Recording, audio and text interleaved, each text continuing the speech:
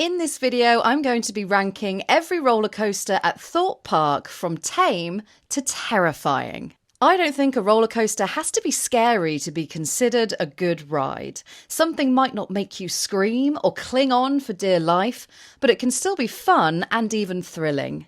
However, this isn't a ranking of the best to worst roller coasters at Thorpe Park. It's purely based on how scary they are.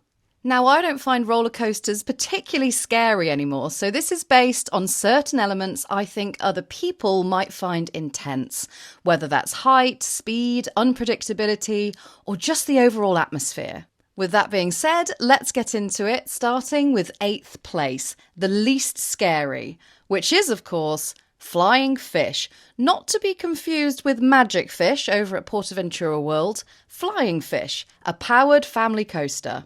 This ride stays pretty low to the ground and has a max speed of just under 19 miles per hour. The layout is mostly made up of gentle helixes and you get a few laps around the track. It's a good little ride for what it is. It's suitable for all ages, especially coaster beginners or younger guests who are building up to the bigger stuff. And it's fish themed. It doesn't have any immersive theming particularly, it's more cosmetic. The train looks like a fish and there's some seaside style touches dotted around the station. Very casual, but cheerful and family friendly. It also has a nice nostalgic charm, especially for those who remember it from its early days at the park. But it's certainly tame. In 7th place is Walking Dead the Ride. Now, it does seem like quite a leap to go from Flying Fish to a zombie horror-themed coaster, but here we are. I did struggle to place this one. That's because the queue line and build-up seem to be what scares people most. It's fear of the unknown. The ride has lots of nods to the Walking Dead series, so fans of the show I think will be generally pleased. The theming isn't extravagant though, don't expect Disney Universal level, think a lot lower. But Thorpe Park have done a good job at creating an atmosphere using darkness, a few screens and a good script to tell a story. The actual ride is a Vekoma Enigma style indoor coaster that doesn't do anything too wild. It has a max speed of 27 miles per hour and a number of strategically placed brake run pauses, with zombie set pieces and a bit of simulation, recreating the feeling of the train failing to stop and start. There's a few things in here that'll make some people jump, but really nothing major. If you ride this when there's scare actors inside, then it's going to be a little bit scarier. On now to 6th place and Nemesis Inferno. Nemesis Inferno hasn't made it far up this list because it stands in the shadow of Nemesis Reborn at Alton Towers, which is way more intense from the ride experience to the theming. It's just much more thrilling on Nemesis Reborn. Nemesis Inferno, though, is perfect for people looking to get into bigger rides. It feels to me like a natural step up from the family coasters. It's smooth and has quite a predictable layout.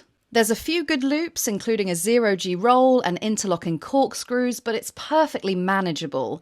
There's no massive drop or intense theming designed to scare you. I mean, it's themed around a volcano. It's a good ride, as you'd expect from a B&M invert, but more fun than thrilling. In 5th place is Colossus. Now, I've ranked Colossus higher than Nemesis Inferno because I find it more forceful.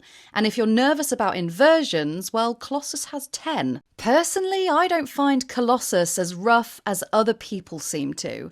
And definitely not as painful as a certain other coaster on this list. But Colossus being uncomfortable is a common complaint among riders. But aside from the inversions, it's not particularly high. The lift hill is just under 100 feet. And a lot like Nemesis Inferno, there's no steep, intense first drop or anything like that. Going back to what I said at the start now about rides not needing to be scary to be considered great. The Swarm was actually my favourite ride in the park before Hyperia came along. It definitely has some intense elements. It's the 3rd tallest coaster at the park and looks striking on the skyline, especially that first dive drop. It's a B&M wing coaster with some strong theming. Think alien apocalypse with upturned ambulances, burnt out billboards and crashed planes. The station itself looks like an abandoned church with subtle, ominous organ music playing in the background. I honestly think the theming here is inspired. As for the ride experience, at the top of the lift hill, the track twists 180 degrees upside down, and depending on which side you sit, you'll either be suspended above or below the track for a few moments, completely exposed and with nothing beneath your feet. It feels weird and will be a bit freaky for some people, particularly those who are scared of heights. The first drop that then follows is also pretty intense, and it goes under the wing of a crashed jet, and you do feel some real force there. The thing with the swarm, though, is that while the opening is dramatic, the rest of the ride is just smooth and enjoyable. It's not overly long and not particularly scary after that first drop.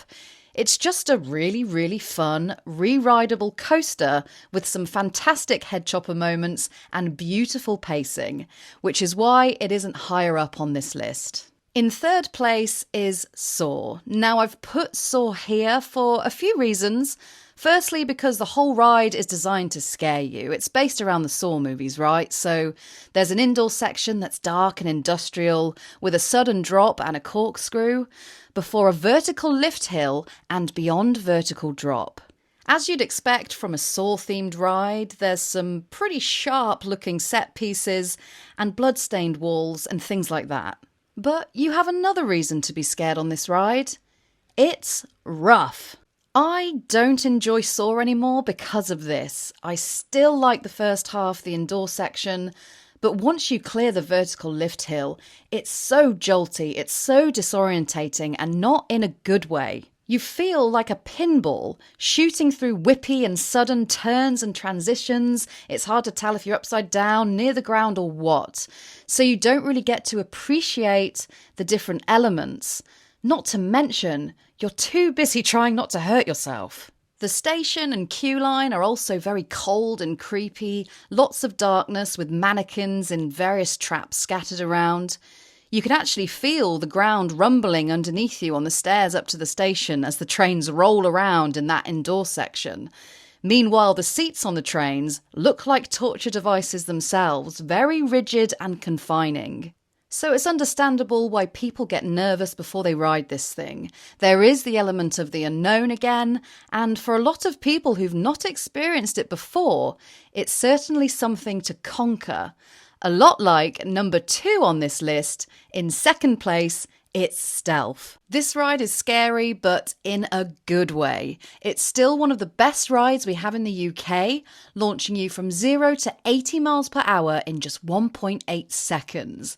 And then up a 205-foot top hat. It's not the tallest, but because of its hydraulic launch, Stealth is powerful. You feel it in your gut when it launches, and you really notice the height as you clear the top hat. I've put Stealth in second place because this ride is all about anticipation. Waiting in the station for the traffic lights to go green is such a nail-biting experience, and it can feel like forever. For lots of people, it takes some guts to get on this thing and complete it. There is some light comic relief coming through the speakers in the form of radio chatter in the Amity Speedway area, which is all based on 1950s American drag race culture. More of a vibe than full-on theming. I tend to be quite against queuing up for rides that have a really short duration, and Stealth definitely fits that criteria.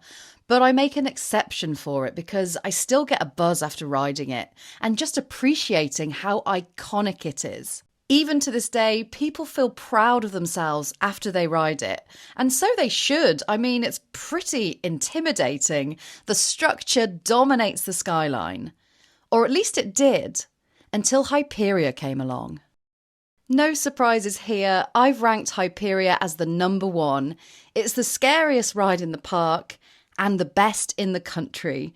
At 236 feet, it just dwarfs all the others on this list. And this hypercoaster is all about extremes. You're held in by nothing but a Mack Rides lap bar, and it has one of the most intense first drops out there. Quite literally eye-watering. Don't expect to come off Hyperia looking the same as you did going on. There's a huge stalled dive loop which leaves you hanging upside down, completely weightless for what feels like forever. It's fair to say that Hyperia is terrifying, and not just because of its height, which is enough to psych most people out.